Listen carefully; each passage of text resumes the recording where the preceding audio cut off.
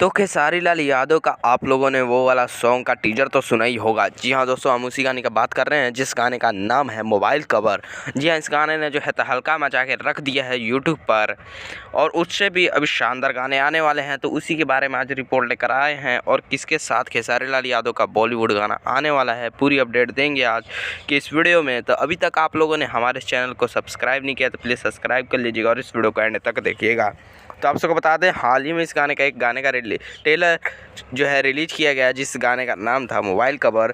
अभी तक इस गाने को जो है 9,16,000 लोगों ने देख लिया है। जी हाँ दोस्तों, स्पीड रिकॉर्ड भोजपुरी से इस गाने को रिलीज़ किया गया था और अभी तक 9,16,000 लोगों ने देख लिया है। और ये गाने का टीजर जो है ब्लॉकबस्टर हिट हो चुका है, और ये गाना का सबूत देता है कि जब ये गाना आएगा तो ब्लॉकबस्टर हिट जाएगा। जी हाँ, आप सबको बता दें 1 अप्रैल, जी हाँ 1 अप्रैल को खेसारी लाल यादव का ये गाना स्पीड रिकॉर्ड भोजपुरी से रिलीज कर दिया जाएगा।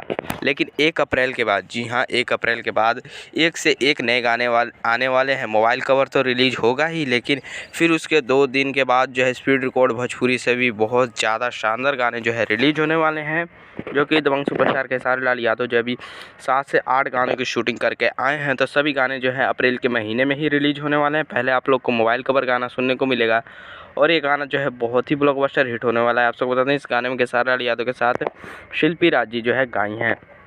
बात करें दोस्तों अगले टारगेट की, तो खेसारी लाल यादव का अगला टारगेट जो है बॉलीवुड सॉन्ग लाना।